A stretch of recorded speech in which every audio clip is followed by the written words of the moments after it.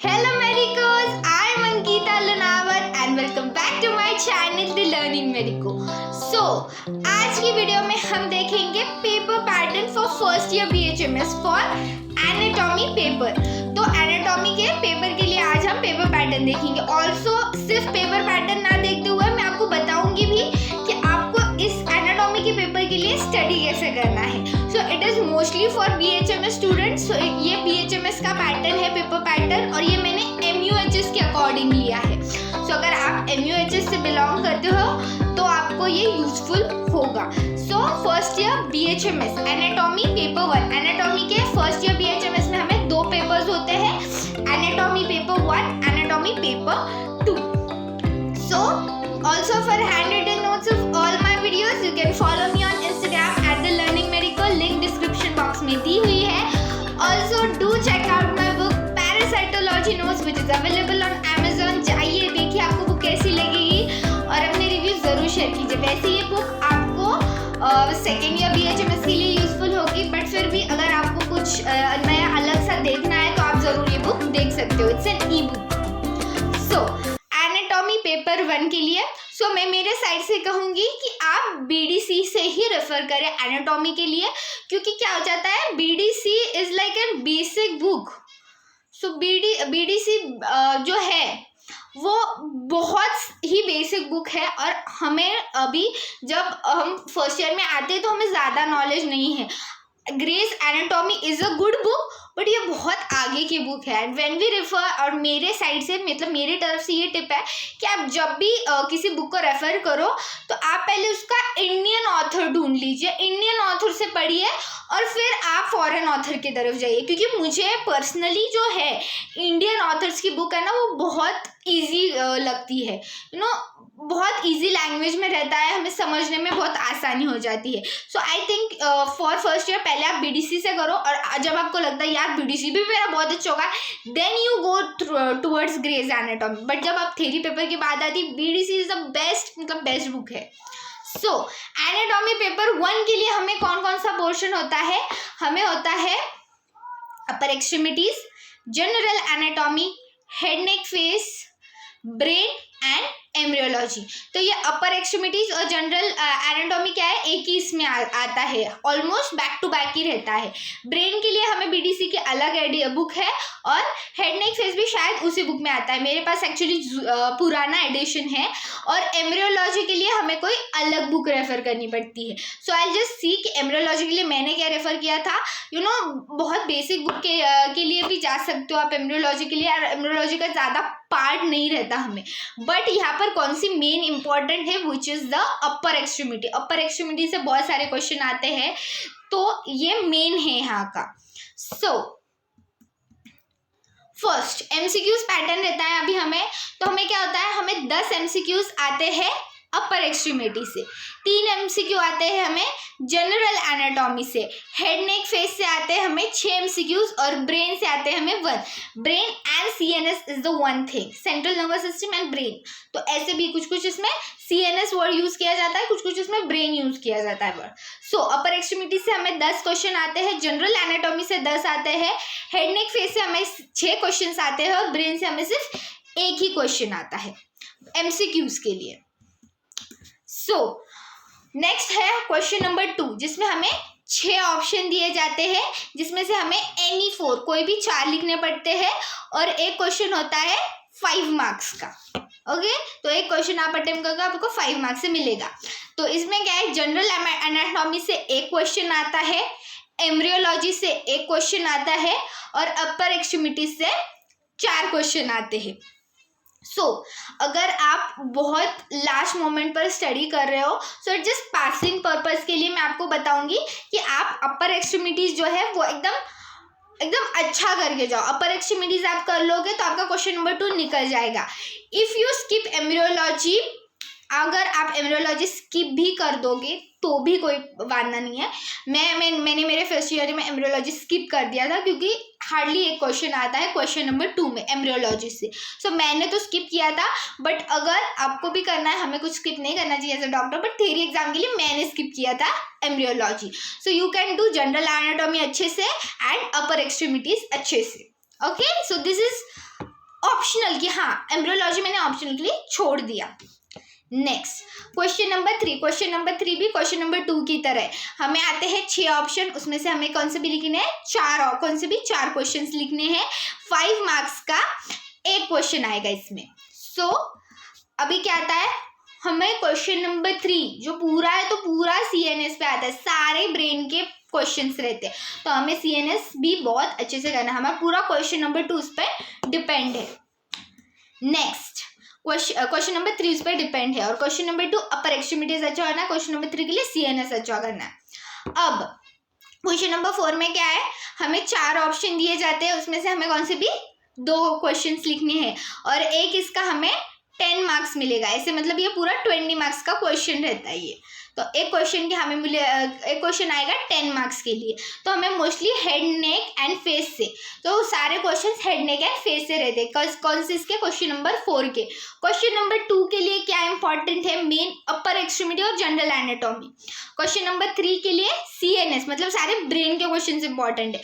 Question number 4 के लिए हमें क्या है, हेड नेक और फेस से सारे क्वेश्चन आते हैं। Okay, next is the question number 5। तो हमें क्या है, क्वेश्चन नंबर 5, 6 और 7 ये आते हैं 20 मार्क्स के लिए, तो हमें ये 3 ऑप्शन मिलते हैं, 5 लिखो और 6 लिखो और 7 लिखो, तो इन तीनों में से हमें कोई भी एक क्वेश्चन लिखना पड़ता है, और ये क्वेश्चन आता है 20 मार्क्स क्वेश्चन, और ये सबसे बड़ा क्वेश्चन रहता है। सो ये 20 मार्क्स का क्वेश्चन आता है।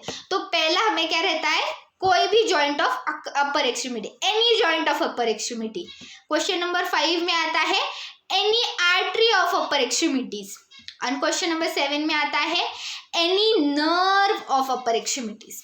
सो 5 में आता है जॉइंट, ओके, 6 में आता है आर्टरी, और 7 में आता है nerve. So you can do one thing कि अगर आप बहुत लास्ट मोमेंट स्टडी कर रहे हो, so you can do all the joints of upper extremity, और you can do all the arteries, और you can do all the nerves. So मैंने क्या किया था, मैंने सारे जॉइंट्स किए थे और कुछ आर्टरीज और कुछ नर्व्स भी किए थे, क्योंकि अगर कोई ऐसा जॉइंट आ गया जो मुझे बिल्कुल भी नहीं आ रहा है तो मैं क्या करूँगी, तो फिर मेरे को कोई आर्टरी या फिर नर्व तो एटलीस्ट आनी ही चाहिए उसमें से। इसलिए you can do all the joints और you can do some arteries and some nerves, या फिर आप अल्टरनेट भी कर सकते हो कि मैंने सारे आर्टरीज कर लिया और जॉइंट एंड नर्व्स नहीं किए। सो you can do this thing also. But अगर आपको थ्योरी एग्जाम के लिए, वैसे तो आपको सब पढ़ना चाहिए, बट थ्योरी एग्जाम के लिए आप करने को जाओ तो you can do mostly focus on joints, क्योंकि जॉइंट्स है ना काफ़ी कुछ लिखते आता है और हमें n नंबर्स ऑफ डायग्राम्स भी उसमें निकालते आते हैं। एंड जॉइंट्स थोड़ा सा मुझे लगता है जॉइंट्स ईजी था, तो मैं फर्स्ट ईयर में थी तो मुझे जॉइंट्स बहुत ईजी जाते थे। So I think joints are more easier than arteries and nerves. So this was paper 1। अब एनाटॉमी पेपर 2 के लिए। सो एनाटॉमी पेपर 2 में कौन कौन से पार्ट्स आते हैं, abdomen and pelvis, thorax, lower extremities and histology. Paper 1 में क्या था, अपर एक्सट्रीमिटीज इंपॉर्टेंट थी, पेपर 2 में lower extremities, abdomen and pelvis important है, mostly abdomen and pelvis, but lower extremities का ज़्यादा पोर्शन नहीं है एक्चुअली, इसलिए एब्डोमेन एंड पेल्विस भी उतना ही इंपॉर्टेंट है यहाँ पर। Histology is like embryology of paper 1, वहाँ पर आप स्किप भी मार सकते हो। मैंने स्किप मारा था क्योंकि हिस्टोलॉजी मुझे बहुत हार्ड जा रहा था, मतलब मुझे कुछ समझ में नहीं आ रहा था तब हिस्टोलॉजी। अब थोड़ा बहुत समझ में आता है, बट तब मैंने स्किप किया था histology. This is my experience. So पहला आता है MCQs की बारी। तो MCQs में क्या है, एब्डोमेन और पेल्विस से हमें 8 क्वेश्चंस आते हैं, थोरैक्स में हमें आते हैं 7 क्वेश्चन, और लोअर एक्स में टोटल 20 MCQs रहती है।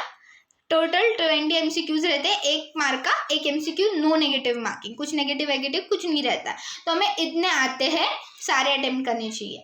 एब्डोमेन एंड पेल्विस से आता है 8 क्वेश्चंस, थोरैक्स से आता है 6 क्वेश्चंस, और लोअर एक्सट्रीमिटी से आते हैं 5 questions. Next is question number 2, 5 marks question. तो इसमें हमें सारे थोरैक्स के क्वेश्चंस आते हैं क्वेश्चन नंबर 2 में। क्वेश्चन नंबर 3 में क्या है, लोअर एक्सट्रीमिटीज से 3 क्वेश्चन आते हैं, हिस्टोलॉजी से 3 क्वेश्चन आते हैं। तो क्या है 5 मार्क्स का एक क्वेश्चन रहता है, 6 ऑप्शन मिलते हैं और उसमें से कौन से भी 4 लिखने पड़ते हैं। तो मैंने क्या किया था, मेरे को हिस्टोलॉजी मेरे को कुछ समझ भी नहीं आ रहा था, तो मैंने पूरा हिस्टोलॉजी किया था। तो मैंने क्वेश्चन नंबर 3 से सिर्फ 3 ही क्वेश्चन अटेम्प्ट किए थे। सो यू कैन कीप कि मैं एक नई अटेम्प्ट करूँगी, बट अगर आपको स्कोर करना है अच्छा then you have to do histology also, क्योंकि कभी कभी क्या हो जाता है लोअर एक्सट्रीमिटीज़ का भी ऐसा क्वेश्चन पूछा जाता है, बहुत हार्ड होता है, नहीं आता। सो यू इट में हैपन कि आपको सिर्फ 2 ही क्वेश्चन आ रही है क्वेश्चन में से, इसलिए आपको हिस्टोलॉजी भी करना चाहिए। You don't need to keep anything in option. अगर आपको स्कोर करना है, अगर आपको पास होना है, so you can keep histology as an optional question. तो आपको सिर्फ 3 ही अटेम्प्ट कर सकते हो आप इसमें से, बट आई थिंक कि हिस्टोलॉजी का थोड़ा सा पार्ट तो करके ही जाओ, जितना आता है एटलीस्ट ऊपर से थोड़ा बहुत लिखते आना चाहिए, ऐसा करके जाओ। Next is question number 4। Question number 4 में क्या है, 10 मार्क्स का क्वेश्चन होता है, 4 ऑप्शन मिलते हैं, उसमें से हमें कोई भी 2 लिखने। तो आप क्या कर सकते हो, लोअर एक्सट्रीमिटीज से 2 क्वेश्चन आते हैं, एब्डोमेन एंड पेल्विस से 2 क्वेश्चन आते हैं। ये दोनों सिस्टम बहुत इंपॉर्टेंट है पेपर 2 के लिए, एनाटॉमी पेपर 2 के लिए। लोअर एक्सट्रीमिटीज इंपॉर्टेंट है, एब्डोमेन एंड पेल्विस इंपॉर्टेंट है। तो ऐसे आ सकते हैं। सो you can do one thing कि आप एब्डोमेन एंड पेल्विस अच्छे से कर लो, या फिर लोअर एक्सट्रीमिटीज एकदम अच्छे से कर लो। मैंने क्या किया था, मैंने लोअर एक्सट्रीमिटीज एकदम अच्छे से किया था, पेट पैट कर लिया था, सो मुझे इतना हार्ड नहीं गया था। So next is question number 5, 20 marks question. तो 20 मार्क्स क्वेश्चन के लिए हमें ऐसे होता है कि 5 करो या फिर 6 करो या फिर 7 करो अटेम्प्ट। तो 5 में क्या आता है, ऑर्गन ऑफ एब्डोमेन, 6 में भी आता है ऑर्गन ऑफ एब्डोमेन, और 7 में आता है ऑर्गन ऑफ पेल्विस। तो इसमें क्या है, 5 और 6 में एब्डोमेन के ऑर्गन आते हैं और 7 में पेल्विस का रहता है ऑर्गन। तो मैं आपको ये सजेस्ट करूंगी कि आप सारे एब्डोमेन के ऑर्गन्स अच्छे से करके जाओ। ऑब्वियसली एब्डोमेन के ऑर्गन्स ज़्यादा ही होते हैं, सो इट में हैपन कि आपको एटलीस्ट इन दोनों में से एक तो भी आ जाए।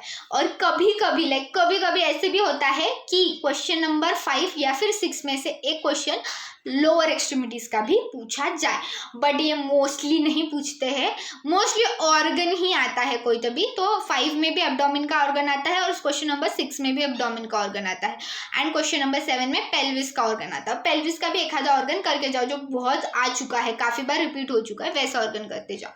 So quick revision. सो मेरे साइड से आपको क्या टिप रहेगी कि आप जो है लास्ट 5 ईयर्स के सारे क्वेश्चन पेपर्स रेफर करो, सारे क्वेश्चन पेपर्स रेफर करो। और क्वेश्चन नंबर मतलब नहीं क्या, 5 मार्क्स के ये क्वेश्चन, 10 मार्क्स के ये क्वेश्चन, और 20 मार्क्स के ये क्वेश्चन। ऐसी पूरी ना अपनी एक लिस्ट बनाओ, अपनी एक पूरी लिस्ट बना लो कि ये क्वेश्चन आ चुके हैं। और वहाँ पर आपका जो जहाँ से भी करोगे स्टडी, टेक्स्ट बुक से करो, अपने खुद के नोट से करो, तो वहाँ पर ऐसे स्टार कर देना और वहाँ पर लिखना 5M 10M 20M, वहाँ पे लिख दो कि यार ये 20 मार्क्स के लिए आ चुका है। हम ना अच्छे से करते।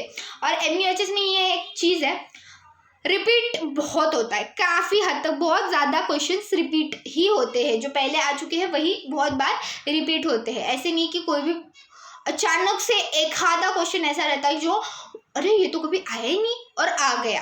So it happens. तो कभी कभी ऐसे होता है, हर बार नहीं होता, इसलिए आपको ऐसे करना है कि आपको जो क्वेश्चन है वो निकाल के रखो।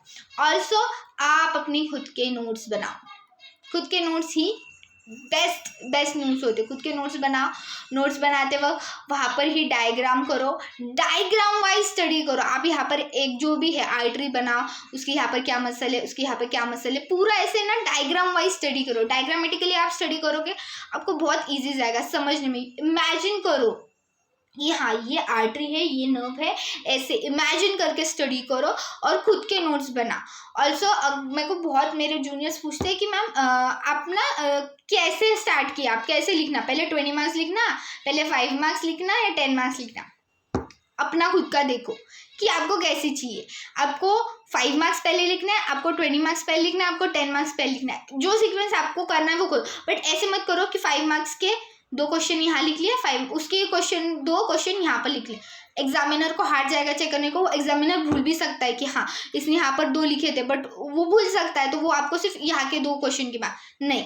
आपने क्वेश्चन नंबर 2 स्टार्ट किया, तो तो क्वेश्चन नंबर 2 के सारे चारों क्वेश्चंस लिख दो, फिर क्वेश्चन नंबर 3 के चारों क्वेश्चंस लिख दो। ऐसे करो, एक सीक्वेंस फॉलो करो।